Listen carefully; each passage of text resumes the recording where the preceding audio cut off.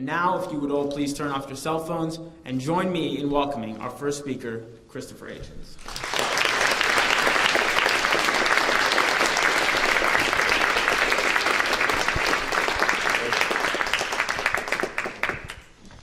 Thank you for that very generous introduction.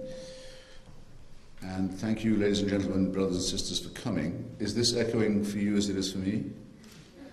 Yeah? No? Yes. Audible. Very well. I thought I'd begin with a brief mission statement. John Prendergast and my colleagues and I have the feeling that people like you come to meetings like this not just to listen or to absorb, but also to feed back and to contribute.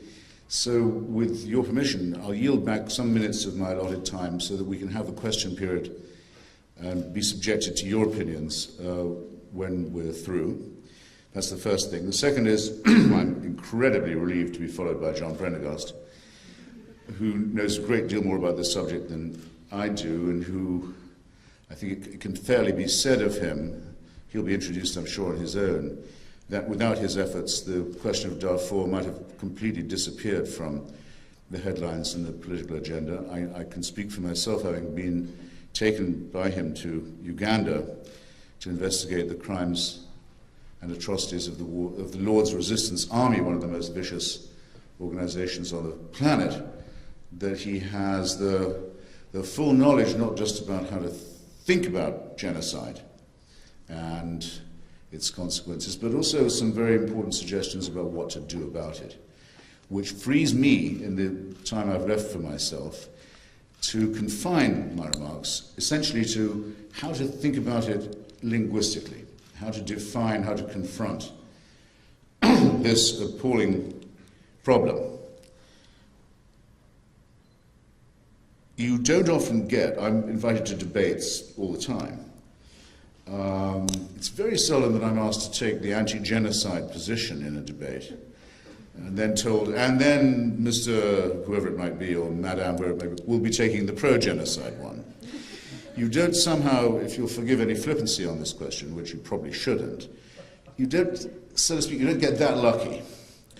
What you get with genocide is what Harold Abrams says in Chariots of Fire about anti-Semitism. You catch it on the edge of the remark. You catch it in the fugitive remark, the euphemism, the shamefaced denial. But you catch it in the end, and it's worth training yourself to look out for the symptoms, I think. Today's the 1st of April. In a couple of weeks, the Armenian population of this city, and many others, I hope supported by you, will be commemorating the terrible day in 1915 when the Ottoman Turkish authorities gave in effect a general order for the mass destruction of the Christian Armenian population of the Ottoman Empire. And they don't just have to remember this terrible event. There are a few of them left now who do physically remember it. I used to speak every year in Times Square in mid-April with a row of old ladies and old men in the front of the audience who were survivors. They've all died now. And they all died not just in the knowledge of what had happened to their families and their friends and their communities, and the extirpation not just of them physically, but the destruction of their churches, the destruction of their libraries, the renaming of their towns, the attempt to erase them from the map, the production of new atlases in Turkey that failed to show there was ever an Armenian province, the cultural erasure. They didn't just die in the knowledge of that. They died in the knowledge that it was still said that it had never happened to them. This, I think, is the crowning insult, and the one that above all cries out for justice. Not even an admission that it had happened.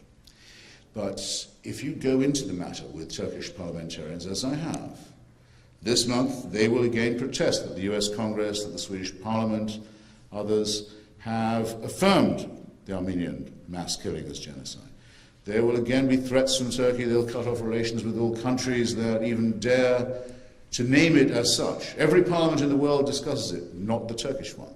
Flat, stone-faced denial. But go into it a bit further, and you'll suddenly hear them say, well, the Armenians were taking the Russian side in the First World War. They were a subversive minority within our borders. They didn't follow our religion. So you say to them, so I see.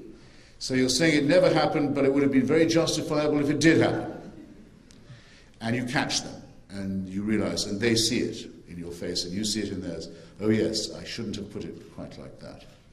Isn't it of enormous interest that the neo-Nazi forces and their apologists now in America and in Europe and elsewhere do not say, yes, it's true that we tried to make an end to the foul Jewish people who were the main threat to German and Aryan civilization, that we are proud of our attempt to rid the world of this unwanted, hideous tribe. No, they say, no, we never tried it. It never happened. Holocaust denial is the form it takes. When you think of a real Nazi, he would be for Holocaust affirmation. So always look to the language. You'll find it in there. You'll find concealed in this the filthy traces and footsteps of the foulest of all crimes, the attempt to destroy not just the nationality and the physical being of a people, but its culture, its history, and all traces of its pre-existence. And again, you'll find when you really argue with these people, they'll say, well, the Jews were boycotting Germany, they were sabotaging the German economy, many of them joined the Communist Party, they were on the side of the Soviet Union. Once again, they stop suddenly denying, and they begin in a shamefaced way to affirm. So I think, especially since I'm talking tonight at an institution of higher learning, I would just to draw attention to the fact that it's in the denials, it's in the historical obfuscations, it's in the attempts to distort and dilute the historical record that you'll find the important clue. Now that's easy to say, isn't it, when we're talking about Ottoman Turkish mass murderers or brown and black-shirted Nazis and fascists. But in fact, there is an evasion in our own language when we talk about this, and it's quite recent. And it's happened in a democratic society with an open press. And it's happened in your memory, in your lifetime, even if you don't particularly care to notice it. Why did Madeleine Albright, then Secretary of State, and Bill Clinton, then actually Ambassador to the United Nations, later Secretary of State, and Bill Clinton, then President of the United States, why did they not call the attempt by the Hutu population, or the extremist wing of it in Rwanda, to destroy the Tutsi population and the moderate Hutu, why was this not called genocide? When it was plainly the attempt to extirpate an entire population in whole or in part. Because if you call it genocide, and you are, as our country is, a signatory to the Genocide Convention, once you've called it genocide, you're mandated not just to protest about it, but to do something about it. The convention is very plain. If you call it by its right name, you must act either to prevent it, if it can be prevented, to halt it if it's been started, or to punish it if it's been completed. And so in our own lifetimes, we have no right to sneer at other cultures who've used euphemism. We decided not to call it by its right name for a long time, until the business was nearly done, so as to avoid the responsibility for it. So this is something that lives right near you and can come to your society and infect your political dialogue. It's not a thing that happens in other places, or not just. Wanted to start by making that as plain as I could.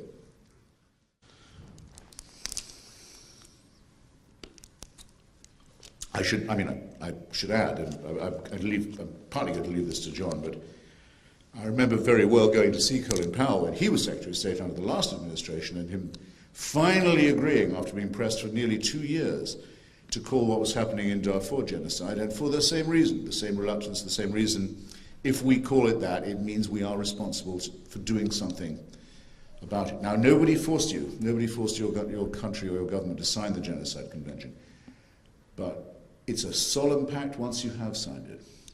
And once that finding has been made, it is something that is going to involve you too. And as we speak in Africa, terrible things are being done, in effect, in our name, because of our reluctance to face the real meaning of the language on this question.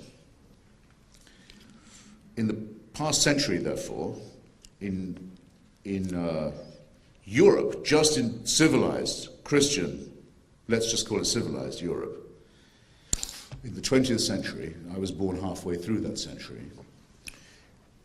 The century is inaugurated by an attempt to destroy the Christian Armenian population of the Ottoman Empire, very nearly successfully, almost a complete erasure and destruction. It climaxes in the middle of the century with an attempt to destroy the Jewish people of Eastern and Central, and indeed Southern Europe, which is also very nearly successful. It almost succeeds in the utter destruction of a whole people, a whole culture, a whole architecture, a whole library system, very nearly a language. And it closes, or very nearly closed, with an attempt by Christians, mainly Orthodox and some Catholic, in former Yugoslavia, to erase the Muslim population of Bosnia and then of Kosovo. And some of you, I can tell by looking, aren't quite old enough to remember this, but those of you who do will remember how the people of Kosovo were loaded onto the trains at gunpoint. We thought we'd never see this again in Europe. We thought we'd never see this again after the end of the Second World War, after the end of the Cold War, after the fall of totalitarianism, that we would once again see people being actually packed onto the trains for mass deportation, and their homes taken away from them, and those who resisted shot out of hand, as they already had been, as if to encourage the idea of flight and exile and deportation in Bosnia. If you've ever had to see this in person, and had to see it in civilized Europe, an hour's flying time from Rome, an hour's flying time from Vienna, 2 hours from London, an hour and a half from Paris, that's as far as you had to go to watch it happening.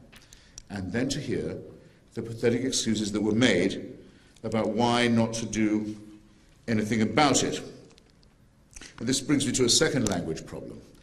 The word genocide wasn't even coined until 1942 or 1943 by a brilliant lawyer, Raphael Lemkin, operating in Geneva, who thought we did need a word for it. Up till then, there hadn't been a word for the attempt to destroy a whole people or their culture or their physicality. When Henry Morgenthau, the American ambassador in Turkey, reported back to Washington in 1915-16 about what was happening in the Turkish provinces, particularly of Harput and Van provinces, where the main concentrations of Armenians were. And he got reports directly. We can read them. You can read them in a wonderful book called Slaughterhouse Province. It's a first-hand account from the local American consular officials about the putting to the sword of the Armenian people. Morgenthau reported to the State Department, what is happening here and what we can witness to is a process of race murder. In a way, race murder is a more electrifying, more galvanizing term, isn't it, than genocide. Genocide is somehow rather technical. It's almost too clinical. Race murder gives you a better sense of what we're talking about and how it might feel to witness it. But then for humanists like myself, and I hope yourselves, the whole term race is problematic. I mean, what we argue is that the human race is not subdivided by species. We are only one species. All the other divisions between us are, in a sense, artificial. And this raises another question, not an uninteresting one. Can genocide be committed by people of the same ethnicity upon one another? It's not an unimportant question at all. The million or so Cambodians who were killed by the Khmer Rouge were being killed by fellow Cambodians.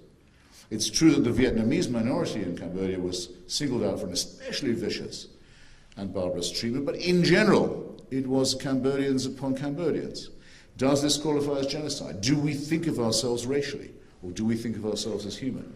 Very worthwhile subject, I think, possibly to divide and to disagree about, but we know it when we see it. We know the idea of what I would call exterminism, the idea that all those who don't agree, or who don't belong, or who somehow haven't subscribed to the right ideology, must be killed.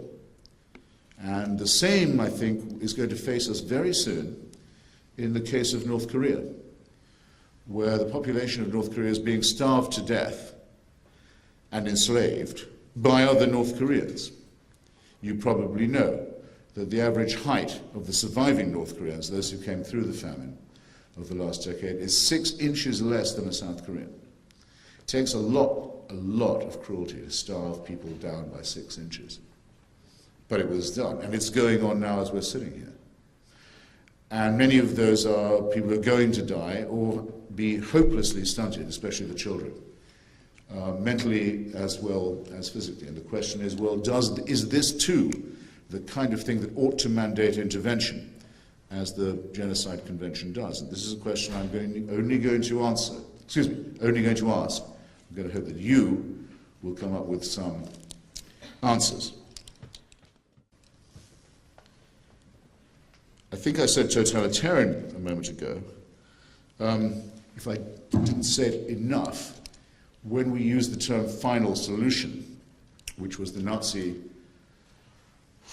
expression for, or euphemism you might say, for the Jewish question, Endlösung in German, final, put an end to it, over. You see there the totalitarian mentality. You see the idea that there are problems that can have final solutions, that there are ideologies, that there are ethnicities, parties, religions that are absolutist, that can bring an end to history, that by sheer force, by sheer will, by sheer cruelty, can destroy everything in their path.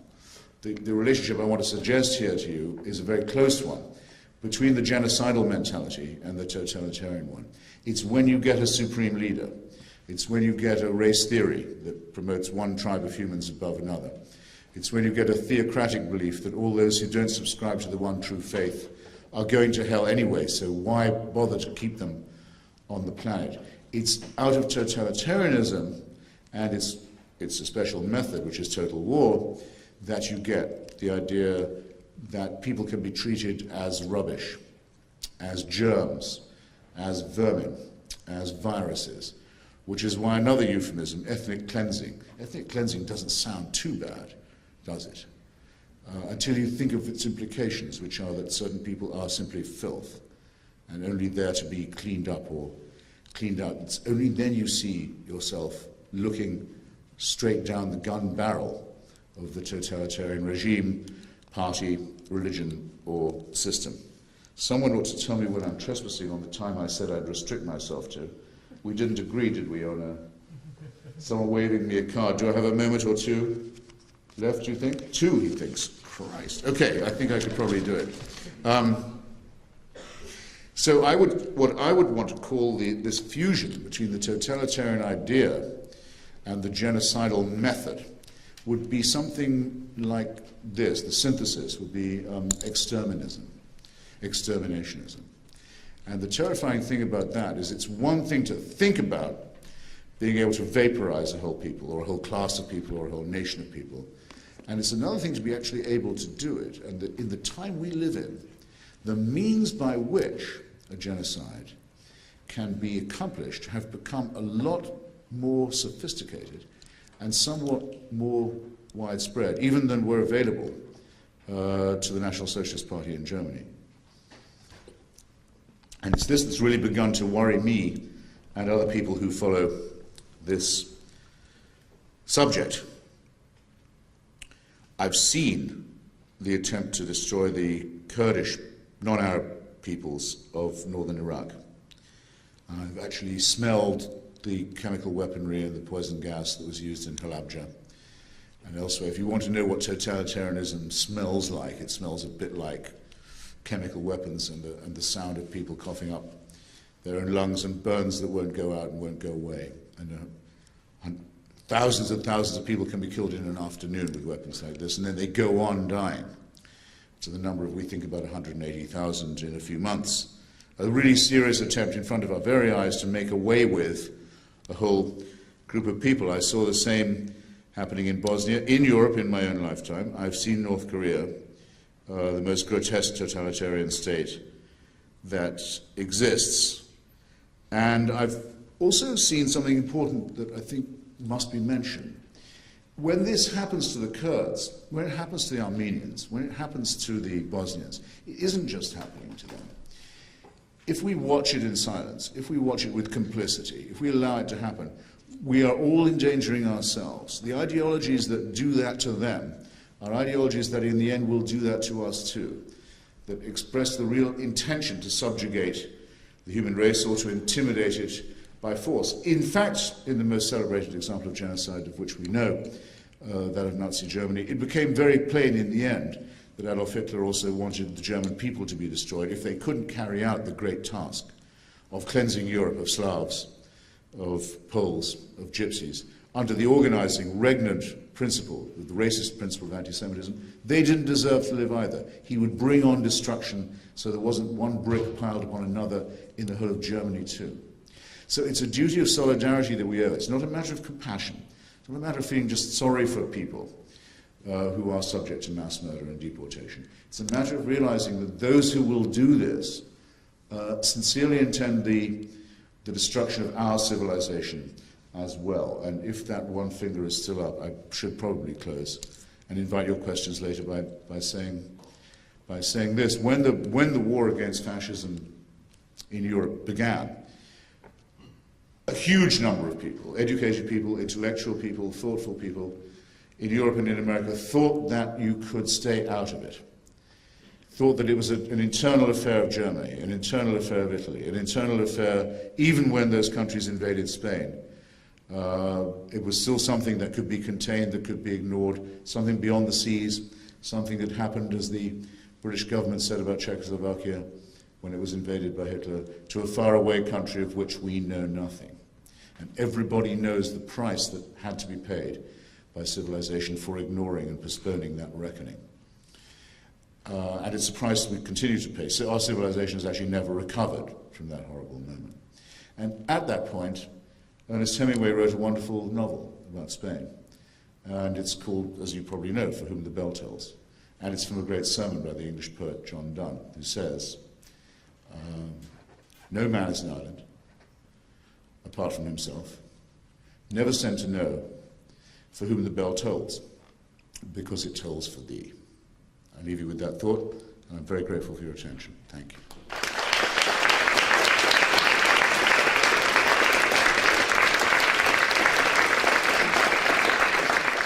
Help me in introducing John Prendergast.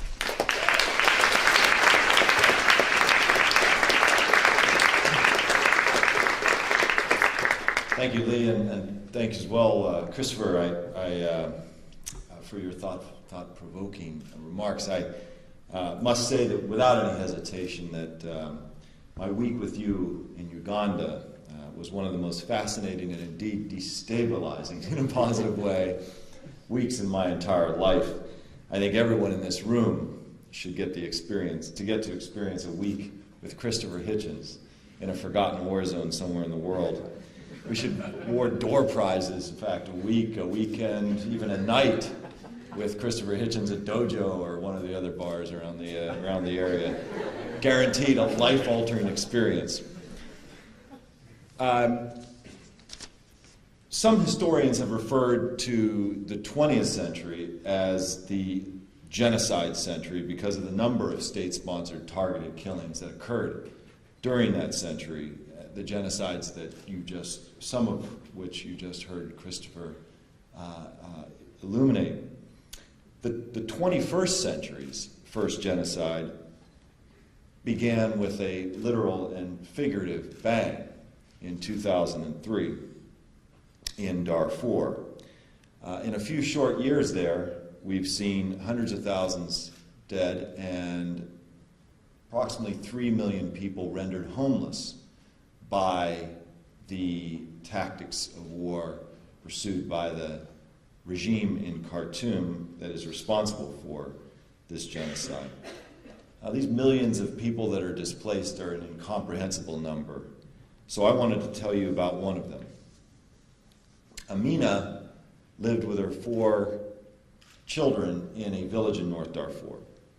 And she woke up one morning to the sound of huge explosions in the center of the village. And she ran outside to see what was happening and realized as she watched these government bomb planes traveling in the distance that that her town had just been bombed. And amidst the confusion and all of the screaming, she could make out an even more terrifying sound in the distance. What she could hear was the sound of horses, lots of horses, which meant only one thing 21st century Darfur, the Janjaweed were on their way, the dreaded militia of Darfur. She collected her 4 children, ran back in the house, gathered what she could, and the kids and her began to run for their lives. They were aiming for a group of hills, maybe 500-600 yards outside of the periphery of the village. But soon she was overtaken. They were overtaken by one of the Janjaweed horsemen. Amina grabbed one child in her left arm, one child in her right arm, and then leaned over the other 2, as she told me, and hoping in some way that she could protect her kids from whatever fate was about to befall them by the hands of this militiaman. But he reached down and he grabbed her 5-year-old son, Adam, out of her right arm, and before she could react, he flung little Adam into one of the buildings that was on fire.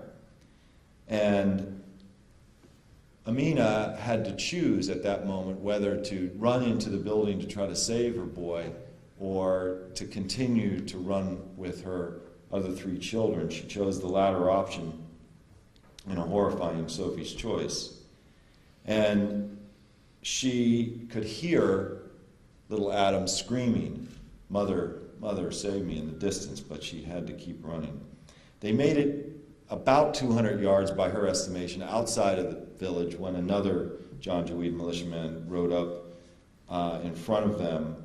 And this one, as she had repeated the effort to try to protect her children, this one reached down and pulled her 7-year-old, a little boy named Assam, pulled him out of her grasp and shot him 3 times in front of her eyes. Numb and overcome, Amina kept running, somehow finding the strength to pull and push and prod her 2 surviving children along with her. They made it to the hills, waited till the Janjaweed militia left and the government forces in the distance left, and then began a 7-day journey without any food or water, finding little Good Samaritans, Darfurian Good Samaritans along the way to occasionally get something. And they finally made it to the relative sanctuary of the Chad-Sudan border. That's where I found her. She was sitting underneath a tree, which was basically her home at that moment in time as she waited for a number to be able to register for residency in one of the United Nations refugee camps.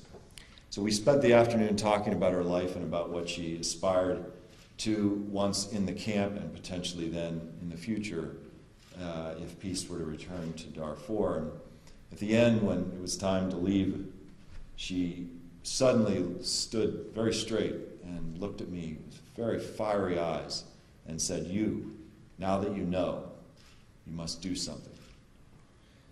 So Amina, I think, is very right. All of us in this room know something has happened and is happening in the sands of the Sahara, halfway around the world, in Western Sudan. And we hear echoes of many of the places that Christopher talked about in the stories of Amina and others like her who have survived or not the genocide in Darfur. But before we figure out what we can do in responding to Amina's entreaty, is we have to understand why this particular genocide is happening or has happened, depending on your perspective, and then ascertain what we can do. For the half century that Sudan has been an independent country, it has been a deeply troubled one. The former colonizers, Egypt and Britain, turned over a country that was deeply divided and profoundly unequal at the time of its independence in 1956. So for these last 5 decades, a small group at the center of the country has controlled everything and has used overwhelming force to destroy any opposition to those unequal political and economic relationships. Many of you know, preceding the Darfur genocide, there was a much deadlier war in southern Sudan, in which estimated 2.25 million people perished. Darfur is just the latest symptom of Sudan's diseased state. Now, to fight the rebellion in Darfur, this small-scale rebellion that had erupted in early 2003, the government decided to commit genocide, which is a unique crime, as Christopher talked about, in which the perpetrator intends, there has to be an intention, intends to destroy, in whole or in part, a particular group of people based solely on their identity. And in this case, in the case of Darfur, the government of Sudan initially targeted for elimination 3 groups: the Fur, the Zagawa, and the Masalit. We should know their names just like we know the Tutsi and many of the others that have been referenced tonight. To accomplish that task, the government has armed, and not very differently from other genocidal regimes, has armed and organized the militia, which we talked about in the story, Amina's story, the Janjaweed. The Janjaweed, for reference sake, are like Darfur's Ku Klux Klan. Like the KKK, they represent a very small, virulent minority opinion within the community in Darfur. But they have the guns, courtesy of the government of Sudan. Imagine if the KKK had been given arms at the turn of last century in Mississippi and Alabama and turned loose, and huge support from the U.S. military. What would have happened? How would our history have been different? And these militias, backed by the Sudanese government, went about their work with very deadly efficiency. Over 1,500 villages like Amina's have been razed, burned to the ground.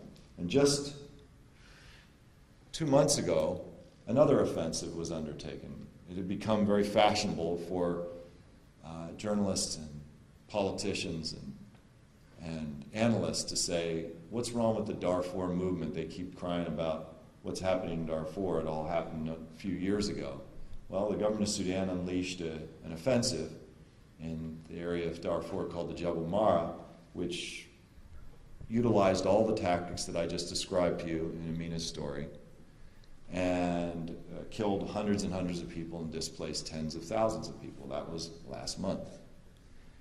The government uses and supports these militias, and these militias undertake rape as a strategy of war and social control. Last time I checked in the Genocide Convention, rape as a war strategy qualifies as a genocidal war tactic. Now, this is not just divide and conquer. This is divide and destroy. And the reason why the government is doing this, and there's always a reason. I would love to have Christopher come back up and we can talk about the political and economic rationale in each one of these cases.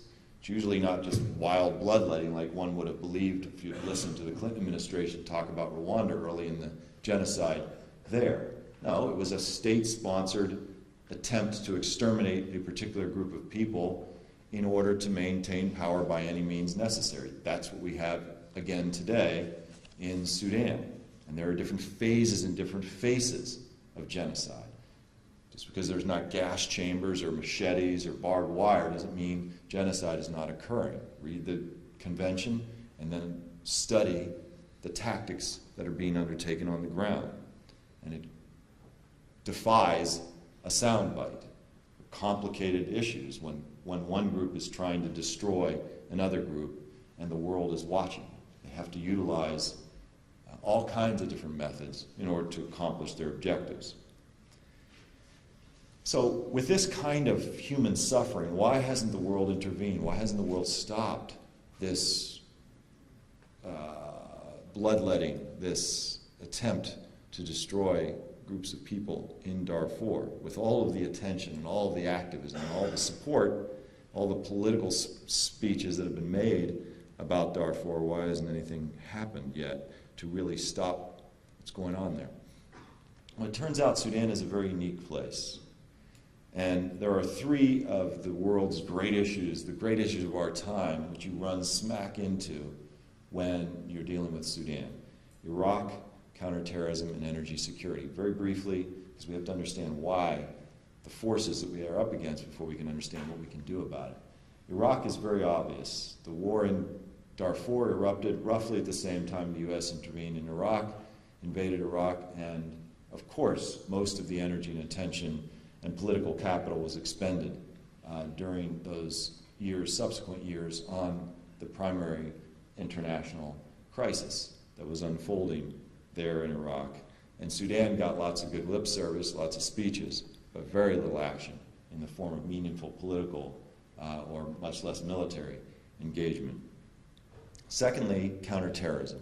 How does counterterrorism and the war against terror relate to what is happening in the middle of the Sahara Desert? Well, it turns out Sudan hosted Osama bin Laden for 6 years during the 1990s. And Al-Qaeda incubated its commercial infrastructure, in part, in Sudan. And the relationships that the Sudanese government built and maintained with Al-Qaeda meant that the Sudanese government officials, particularly the intelligence officials and security officials, have a great deal of knowledge about the way the inner workings of the Al-Qaeda international's network. And so when, flash forward to September 11 and its aftermath, when the United States invaded Afghanistan and then began to make noises about doing the same in other countries that were involved in supporting in some way, shape, or form or relationships with international terrorism, the Sudanese got very nervous, partly because of some of the comments that were made by some U.S. officials. And they turned and began to provide, drip, drip, drip, began to provide little pieces of information about what they knew about the networks and the front companies and all the rest of the aliases that various operatives of Al-Qaeda were using. This is very valuable to the United States. Boom, conundrum. Genuine, serious conundrum. Are we going to intervene in a country which is providing valuable information, or what was perceived to be valuable information, to one arm of our government? Are we going to intervene with another arm to try to stop something that the United States itself, the Bush administration itself, was calling genocide? Turns out not. Third variable after Iraq and counterterrorism that prevented U.S. response was energy security. And what does that mean then in this context? Well, that in a word, China. China, in very simple terms, gets its oil differently. We buy our oil on a daily basis from the international spot market. China, over the last decades, has invested in particular countries, often countries that are spurned for whatever reasons by much of the rest of the international community. They invest heavily in those countries, and then they buy their energy needs, secure their energy needs straight from the countries that they've invested in. Sudan turns out is one of the countries they invested in a long time ago, and it's now coming to fruition. So they're with $8-9 billion of sunk assets and a fairly robust annual output from Sudan. Sudan rose over the last decade from an exporter of a few agricultural items now to a mid-level oil producer, purely because of China's investment. And so China, of course, then defends Sudan in the context, in international fora, in the United Nations Security Council, sells arms to them, defying international arms embargoes. And this is a significant counterweight to the attempts by part of the rest of the international community to respond to what is going on there. So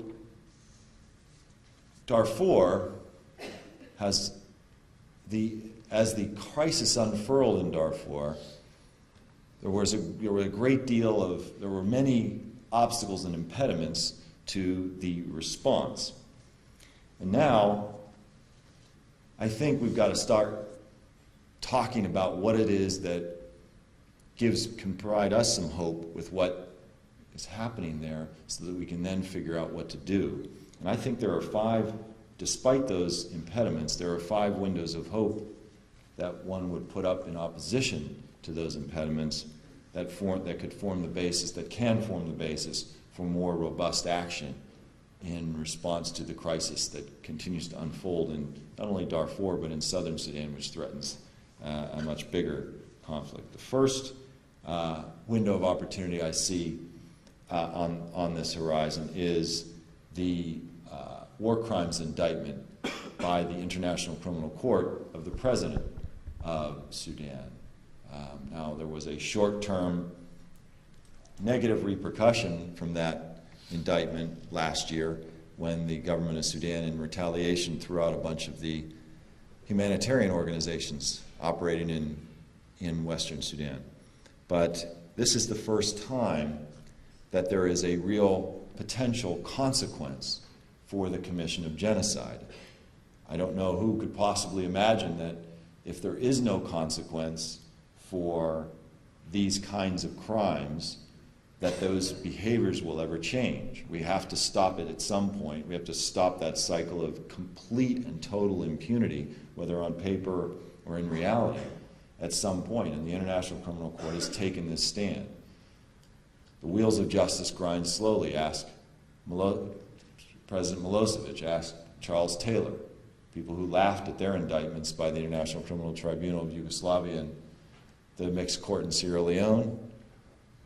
Milosevic died in prison. Charles Taylor is being tried now for war crimes and crimes against humanity. Bashir is destabilized by this, and he can't travel to many countries because he doesn't know if he's going to be captured, and has a significant impact, and it creates a point of leverage on the Sudanese government that we have yet to exploit. Second window of opportunity concerns China. China has invested, as I said, nearly $10 billion in that oil sector in Sudan. Now, if war reignites in southern Sudan, the southern Sudanese have told me on many occasions, my travels there, the first target that they're going to zero in on is the Chinese oil installations. And China has now a vested interest in peace and stability in Sudan. This is an incredibly important opportunity that the Obama administration needs to make use of. We need to work with the Chinese on a much deeper level in support of peace and security in Sudan. We may have different reasons why we want it, but we ought to be cooperating diplomatically, good cop, bad cop, however it works, and join forces in the support for an end to the crisis in Sudan. The third window of opportunity is the elections that are going to be held potentially in the next couple of weeks in Sudan. Elections cause all kinds of opportunities for shifting alliances, even as the opposition boycotts, the northern opposition boycotts the election. All kinds of activity is going on at the state and local level as people challenge the system. It's a slippery slope. Bashir has begun to descend in his quest for legitimacy, fighting off that International Criminal Court indictment, fighting off the sanctions that the United States has placed on him, wanting to be accepted internationally. He wants this election so badly, he's actually allowing, even though at the national level it's not free and not fair and it will not be a credible election, he's already won it. At the local level, there are many chances and many opportunities to challenge the regime. This is the beginning. This gives people some confidence, creates alliances. It's another window of opportunity if we look under the surface and see where these alliances are building and ally ourselves with those progressive forces for change within Sudan. Because Sudan isn't going to be solved by outsiders. The Sudanese themselves are going to be the ones that do it, and we can help. The fourth window of opportunity remains, even a year and a half or a year and a quarter into its term, the Obama administration. Still, Sudanese all over the country believe that based on the past record of the president when he was a senator, based on the past record of the vice president when he was a senator, based on the past record of the Secretary of State when she was a senator, based on the past record of the United States ambassador to the United Nations when she was in the think tank community during the 8 years of the Bush administration, that based on those four people having four of the senior most positions in our national security apparatus, and having been so aggressively supportive of real action in Darfur and real action in southern Sudan, that maybe we'll get somewhere. So sea legs having been gotten now, potentially in the aftermath of the health care bill, slowly but surely, we may see Obama come into his own as a foreign policy president. It took President Clinton a long time. Christopher talked about 1994. You could continue after that. There were gaffe after gaffe, mistake after mistake, until Clinton, over time, through those mistakes, through all those, through all that inaction, began to find his voice and his approach to foreign policy. I believe the same will be potentially true of President Obama. So we hope, but in the meantime we criticize and we go after this because they aren't doing anything, and they need to do much more. In fact, the special envoy that he named is a counterproductive force often, Scott Gratian. And so we spend a lot of our time criticizing and critiquing what he's doing and trying to provide alternative approaches more consistent with what Clinton, Biden, and Obama talked about what they were going to do when they were senators and when they were candidates. Fifth window of opportunity, I would suggest, is all of us.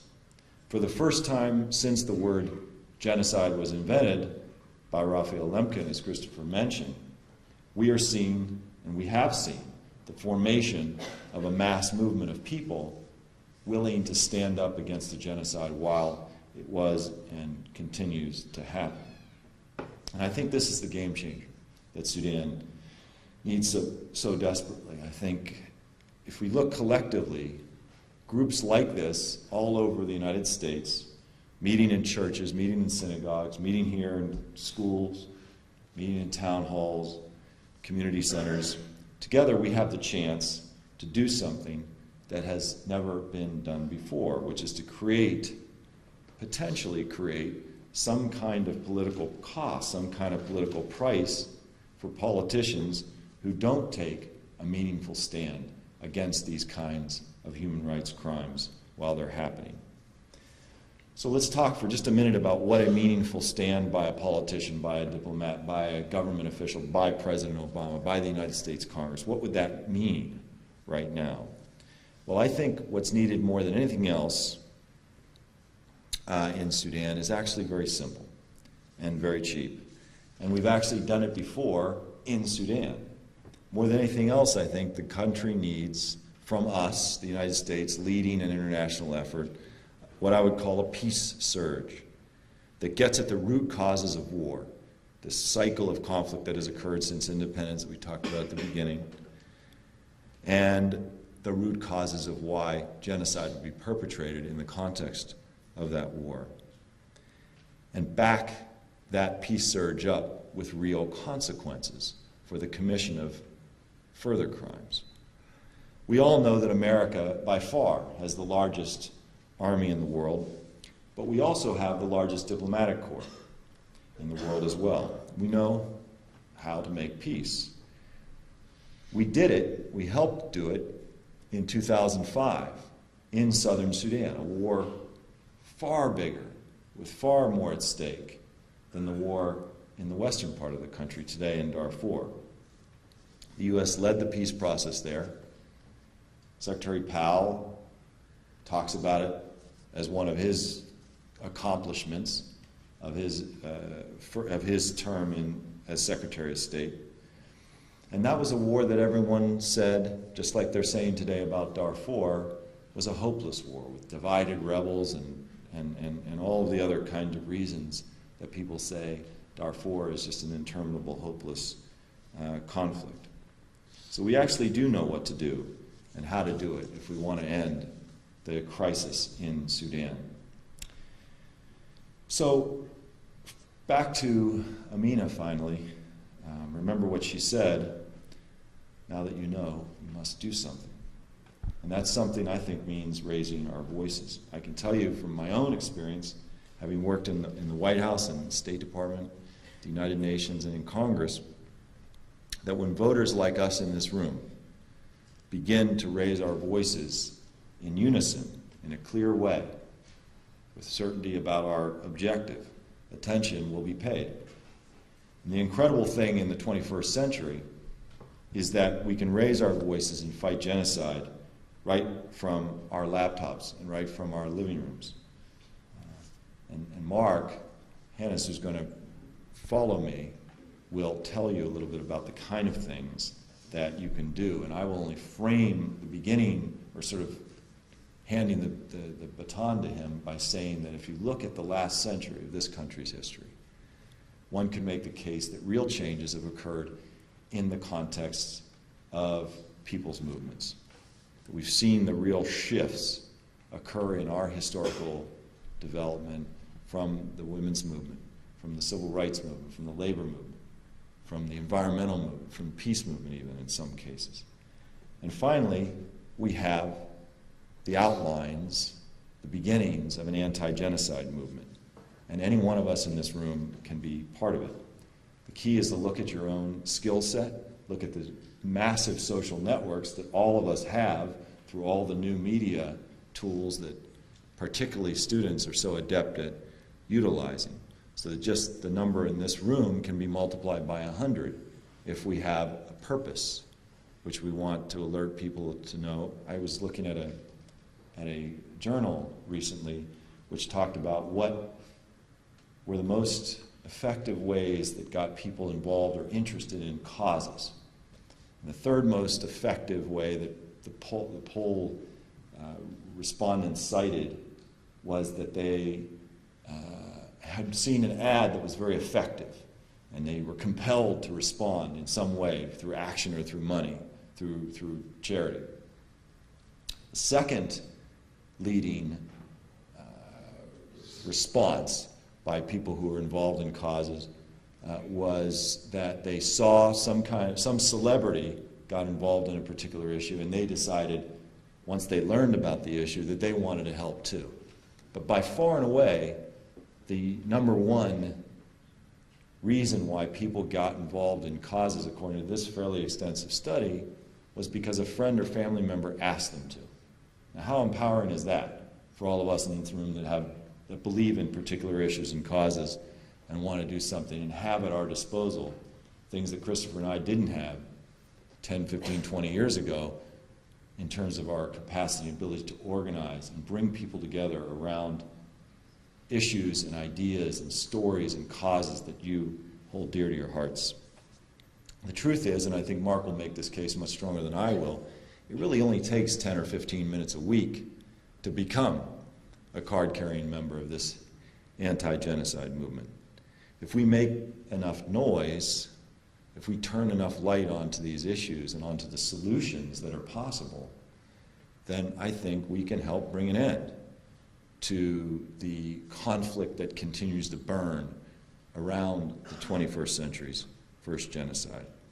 We must raise our voices for Amina and for all of the survivors of the genocide in Sudan and in other genocides previous century, and tell them as loudly as we can, not on our watch. Thank you very much. All right. I'm going to try to speak here. Can you all hear me? Yes. All right. Well, thanks, Gil, Lenore, David, and everyone else for giving up an evening to talk about genocide. Unlike Christopher or John, I've put Red Bulls under your seats, so you guys, I'm joking. We're up. Anyway, so I want to focus on how we can all take action in response to Sudan and help prevent future genocides. Before that, I'll briefly talk about why I'm speaking after the esteemed Christopher and John. 4 of my grandparents were Holocaust survivors. My mother's mother was 8 years old and was an orphan when the Nazis took over Austria. And she was able to get refuge in the United Kingdom on the Kindertransport, where they only allowed Jews if they were 16 years or younger. So she made her way to Glasgow, Scotland, where she met another Holocaust survivor. They got married and had 3 daughters. My mother was the middle one, born and raised in Glasgow, Scotland. Like Christopher, I can do the British accent. Like, everyone knows, but no one really lives and sounds Scottish.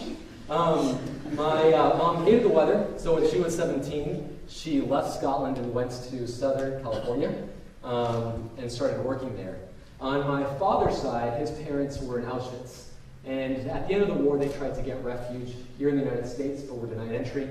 They tried Cuba, were denied entry, and finally made their way to Ecuador in South America. And there they met, they got married, had 1 son, my father, who was born and raised in the capital.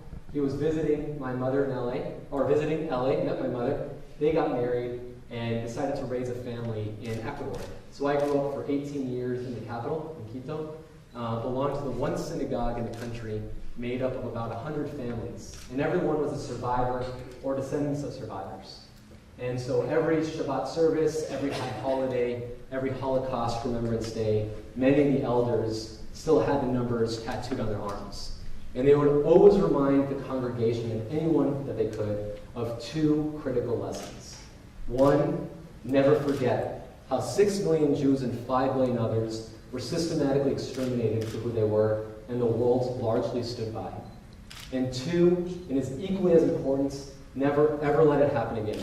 Doesn't matter if you're Scottish, American, Ecuadorian, Jewish, or not. Never allow people to be targeted for who they are.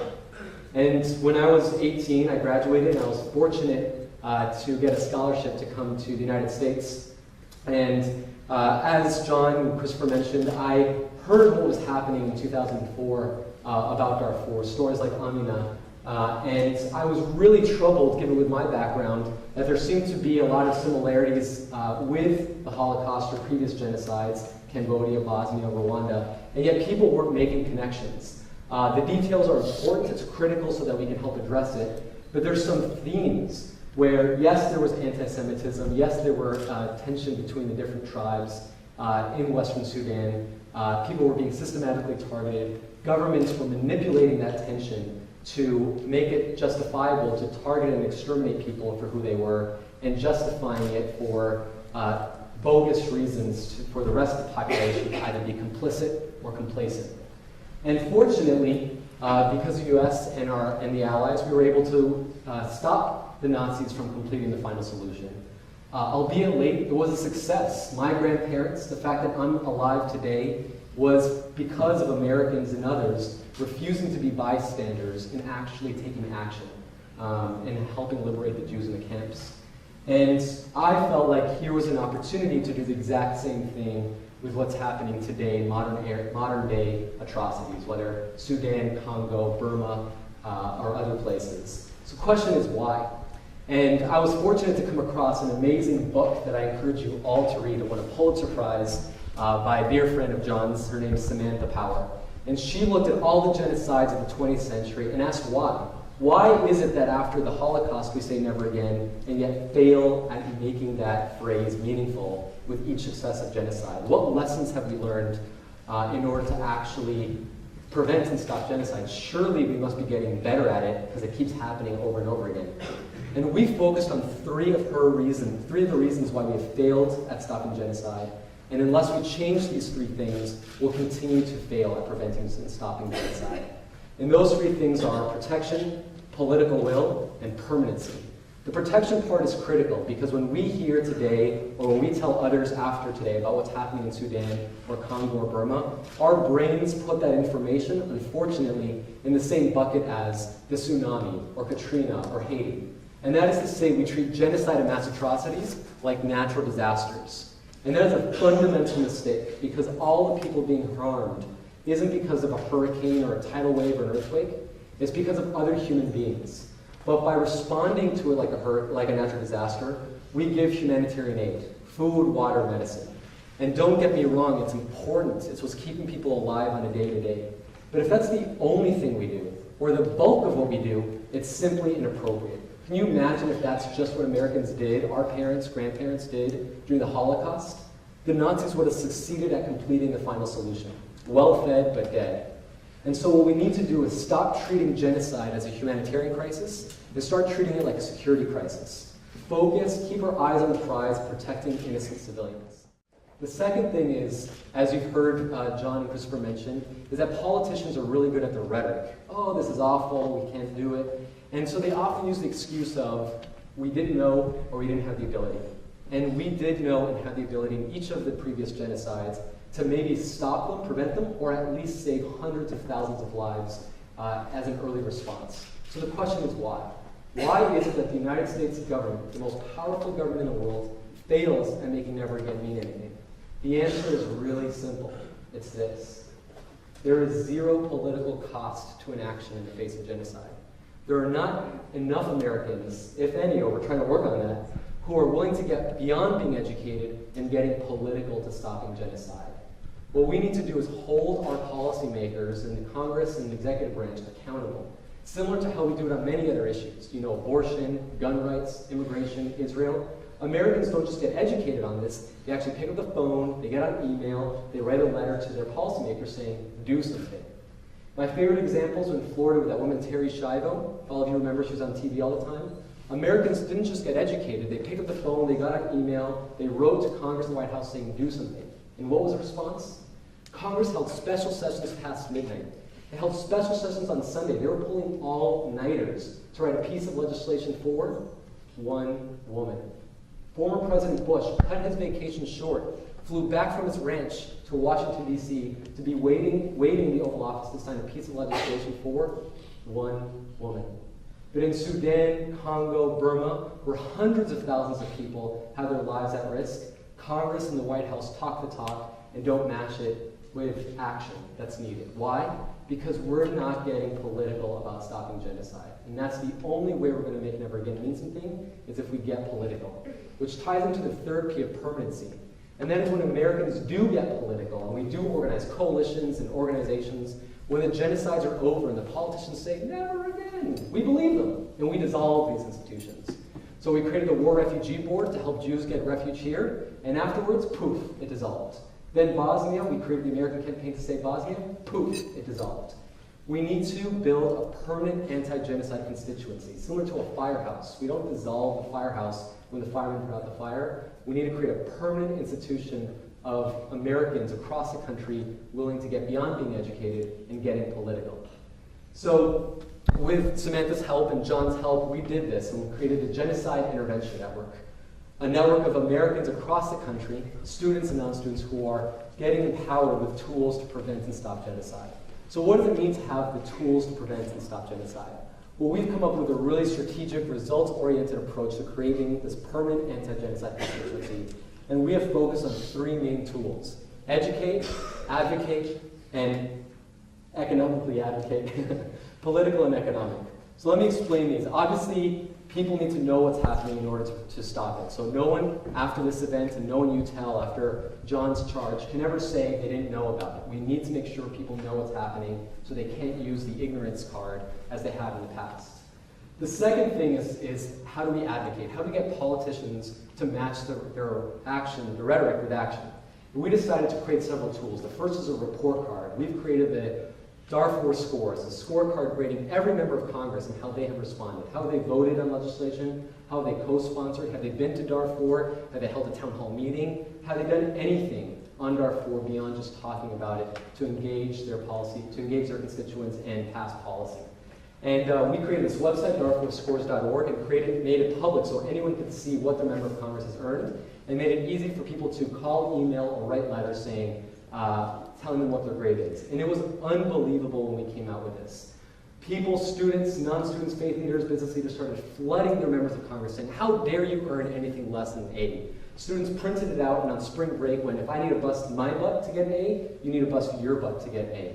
And the response was phenomenal. Like Terry Schiavo, members of Congress were calling our office, not their secretaries, not their interns, saying, please get people to stop calling and emailing me. What can I do to get a better grade? Or a member of Congress said, I just co-sponsored these two bills. Can you please update my grade from a D- to a B-, so at least I can tell my constituents I'm passing. We had students and faith leaders in Texas write to Senator Cornyn, who had an F for not voting or voting no on critical legislation, that he called our office and said, I want to help write the most robust bill on Sudan today. So we worked at his office and wrote the Sudan Accountability and Divestment Act. And in 2008, both houses of Congress unanimously passed the bill, and on December 31st, former President Bush signed the bill into law. How is this possible? It wasn't because of people like John or Christopher or I, because, in fact, our license plates say taxation without representation. We have no members of Congress. It was because of people like you who are willing to push Schumer and Gillibrand and others to not just talking about it, but taking action. The second tool is also started by students, is looking at the economics. As you heard from John, China and other countries are profiting are benefiting perpetrators like the government of Sudan, which is using the oil revenue to commit genocide. While none of these companies are American, they're all traded on our stock exchange. So through our personal portfolios, our college endowments, our pension systems, we are indirectly funding the violence in areas of mass atrocities. And so students at Harvard using Facebook got the senior class to pledge to never give a donation back to Harvard as long as they would hold stock in some of these companies.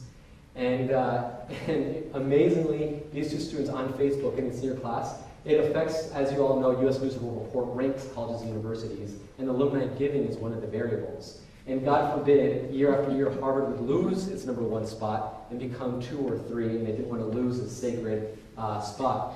And so Harvard agreed to sell $4.4 million worth of stock from PetroChina, sparking a nationwide divestment campaign not seen since students led the charge against apartheid South Africa.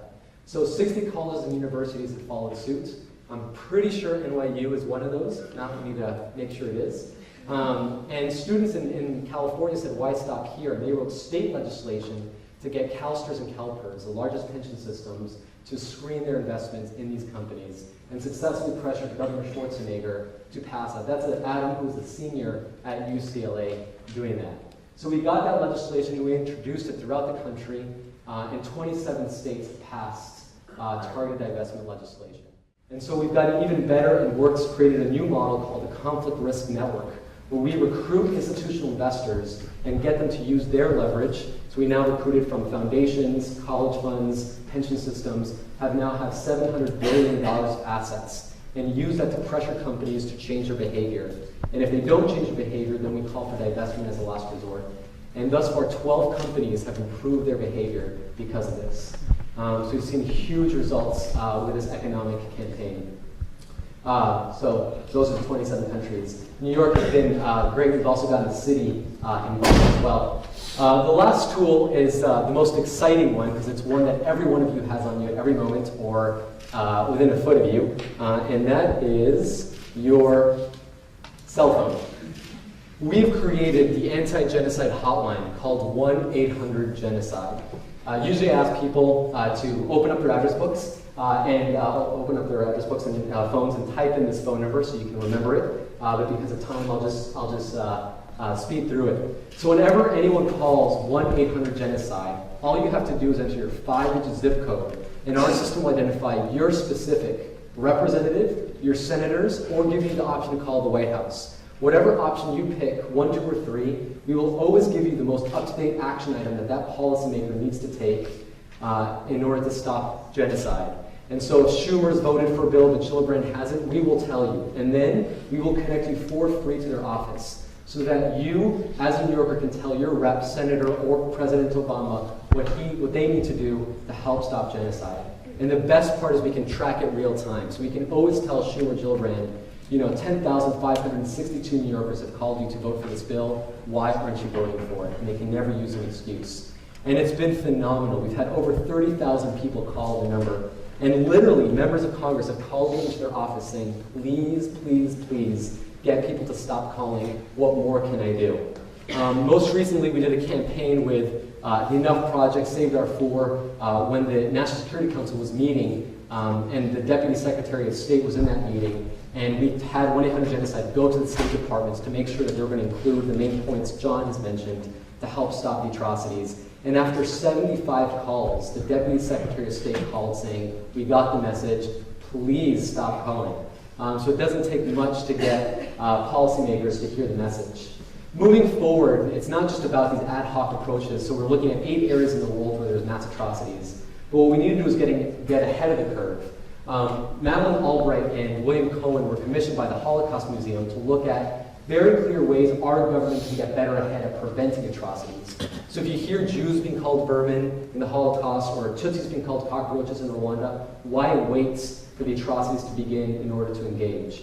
And so the two of them and others spent over a year looking at clear blueprints to help prevent and stop genocide and produced this report, the Genocide Prevention Task Force, with 34 recommendations on what Congress and the executive branch can do to help prevent and stop genocide. And we're fortunate because later next week we're going to have a bill introduced in the Senate, likely by Senators Russ Feingold and John McCain. It's been extremely bipartisan legislation on these issues to help realize some of these key recommendations. So we really need you to push Schumer and Gillibrand because they don't care what I think or John or Christopher, they care what you think here as voters in New York. So what we're all trying to say was John's fifth part is that here we have an exciting opportunity to, instead of being bystanders to genocide, actually becoming upstanders to genocide. You don't need to have a PhD, you don't need to have Oprah Winfrey or Warren Buffett on your speed dial. I barely graduated, I don't have any of those, and been able to have huge results by working with students and others to actually nudge members of Congress to not just be bystanders, but taking the necessary action. So hopefully all of you will get involved in joining us and join the permanent anti-genocide constituency to actually take action. And so I've written, what we need to do is we need to get people in every congressional district. Our goal, we've got 800 stand chapters, and you'll hear more about NYU's stand chapter when you go outside. But our goal is to have at least one student chapter and at least several, we call them Carl Wilkins fellows, fellows who we've trained, who aren't students, on how to lobby, how to organize, how to fundraise. Our goal is to get one each of those in every congressional district. So no member of Congress can ever say they didn't know what was happening and they didn't hear from their constituents. So to get very specific about what's happening, for any of you who are just dying to take action, I've got four suggestions. One is to go to takeactionnyu.com. There's going to be a discussion board, so all of you can comment on what you heard tonight, other ideas that you may have to get more involved. The second is on next week, Tuesday, April 6th. There's going to be an event at the U.S. Mission to the UN, which is at 140 East 45th Street between Lexington and 3rd Ave. On Wednesday, April 7th, the New York Coalition to Save Darfur is going to have a meeting. That more information on the location will be on the Take Action website. So all of you can, not as students, but also to connecting to business leaders and faith leaders in the New York area can get involved. And also, April 10th, there's going to be a worldwide day called Sudan 365. So we've got activists not just in the U.S., but across the world who are going to take action on that day to show solidarity for the people of Sudan. And the location will also be announced on the website. So hopefully, the goal is all of you can help us, join us, become members of an anti-genocide movement. So we can make never again be more than this empty promise, but an actual commitment we can keep. Thanks.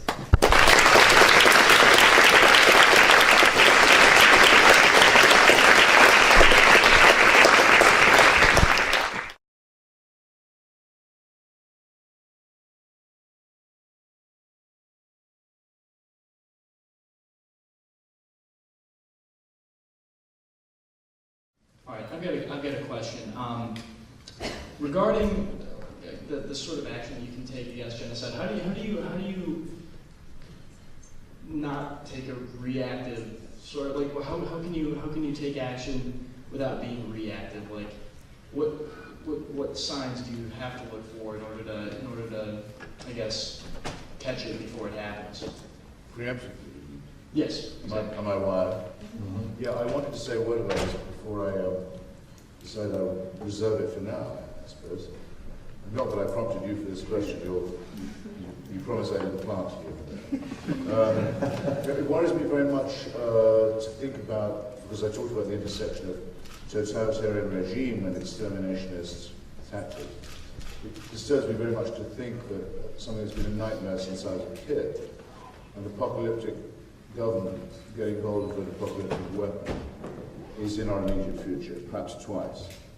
One with the Iranian supreme leader theocracy, and the other with the North Korean dear leader theocracy. Both of these are imminent. In the North Korean case, it's already happened.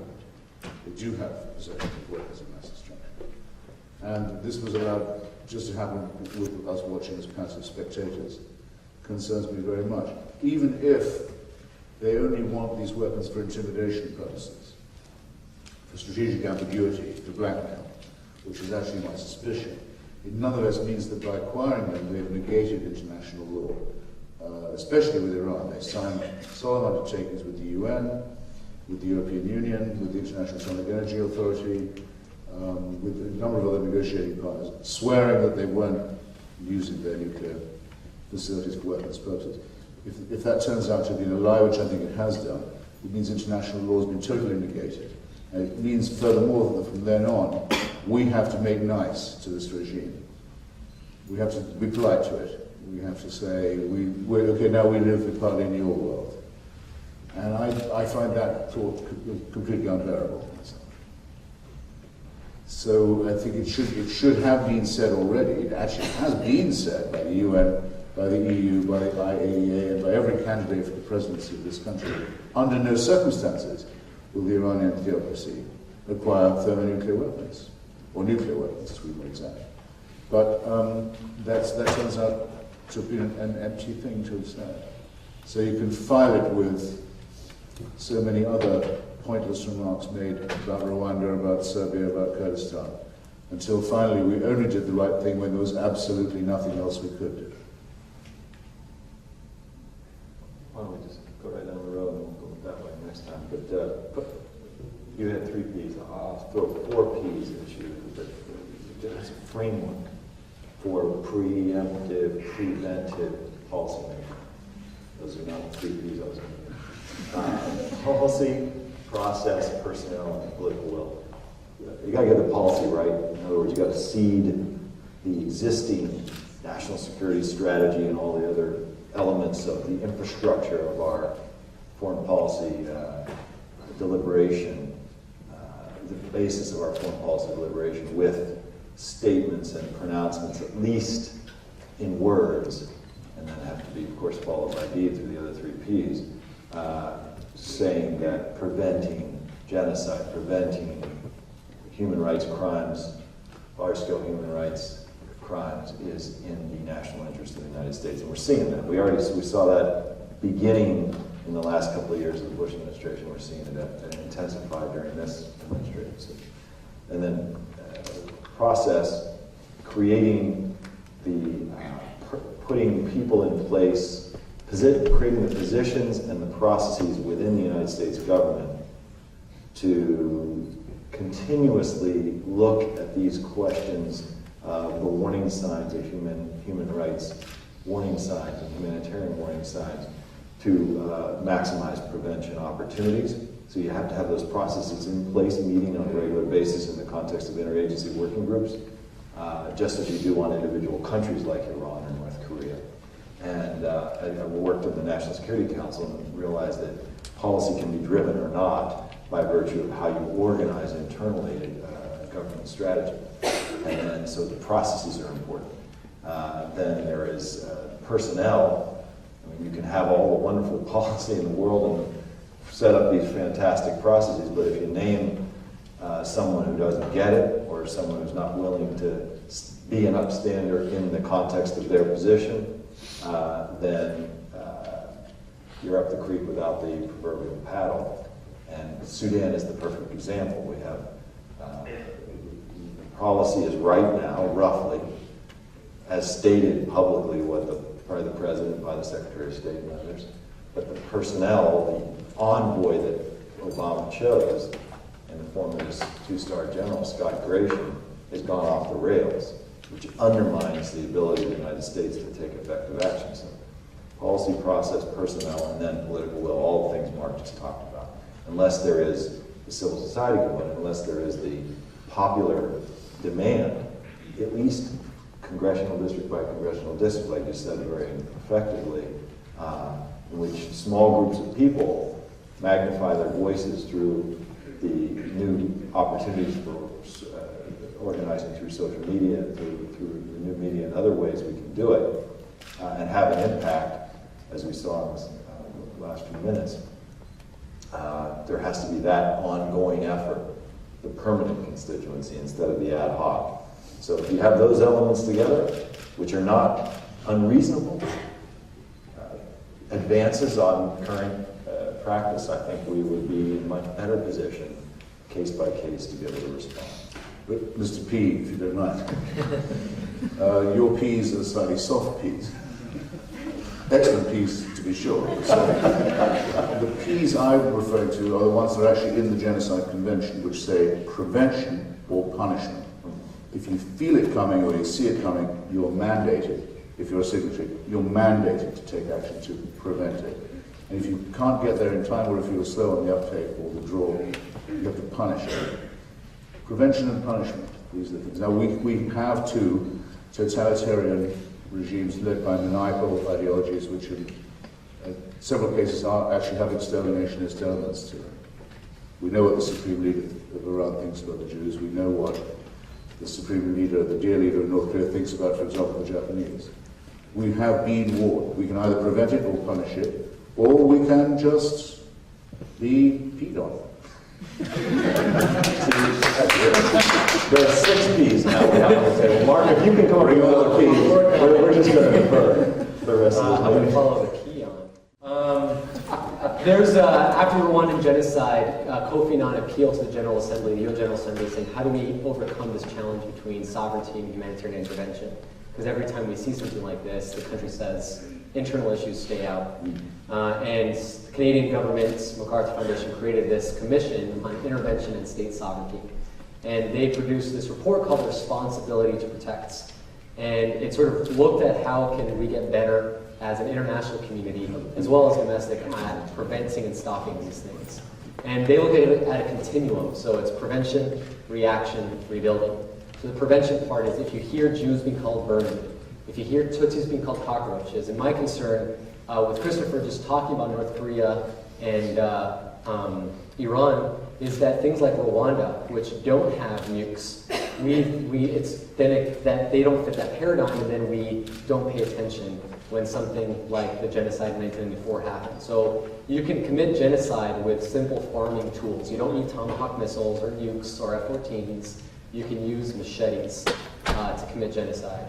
So we need to get much better at seeing these early warning signs. We need to get better at the early reaction, diplomatic, economic, carrots and sticks. Military, we need to make sure that we've got the mandate and the resources. Big problem with UN peacekeeping missions is that they sometimes don't have the mandates, aren't trained, don't have the resources. We need helicopters, for example, for the UN mission in Sudan. And then the last one is rebuilding, and that is one of the biggest indicators for a genocide is if there's been previous mass atrocities and you don't end the culture of impunity, hold people accountable, and don't jumpstart the economy. We have the Marshall Plan in Europe. We tend to not look at helping create jobs. Usually one person at the UN says 2 things you need is jobs for young men and education for women to help get them outside of that conflict track. So a 7P is power, use of hard and soft power. You know, the worst atrocity, diplomatic atrocity I hear on a daily basis in Washington from every person I talk to in the White House and in Congress is the United States no longer has any leverage in the world. That's a gross underestimate of the United States, this most powerful nation in the world's continuing ability when we wield the tools that we have and for purposes that we really want to accomplish. I feel that is a vast underestimation of what we can do. So using the tools that are in our disposal, hard and soft, our tools of power, and willingness to use them in defense of human rights of the nature we've talked about already would be another P I'd throw in there since we're trying to alliterate.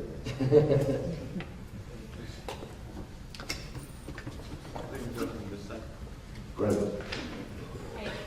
My question is more about after genocide has happened, specifically kind of talking with examples from Rwanda, kind of aimed at John Pendergast, right? what do you think the role of communal courts in Darfur could be? I was kind of surprised that you didn't list that as one of the things that could be focused on as a response. And how do you think, in general, like thinking on a macro level, something like the Genocide Intervention Network could work after genocide has happened to help repatriate and make amends? Well, as you heard from what I was saying in the talk, I don't believe the genocide has ended in Darfur. It was just being undertaken by the mean. So the applicability of the post-genocide environment in Rwanda, where victor's justice in the context of local communal courts, which is really one of the only ways they could undertake such a massive justice-seeking and reconciliation-seeking effort. We're not there yet in Darfur. However, in the context of the peace process now, introducing elements involving post-conflict judicial mechanisms, state, local, and international, is crucial if we're going to have a sustainable peace in Darfur. We're not, on the basis of this current whitewash that's going on in Doha today in terms of the peace process that they're calling it now for Darfur. But if a serious peace process were to follow in the footsteps of the failure that we're going to see unfold over the next few months, it would involve a comprehensive approach to the issues that have spawned the conflict, which then spawned the genocide, one of which is the cycle of impunity that needs to be addressed at multiple levels, including how the communities can be involved in their own way, using their traditions, not Rwandan traditions, how those kinds of approaches can be maximized and supported locally, at the state level, and internationally.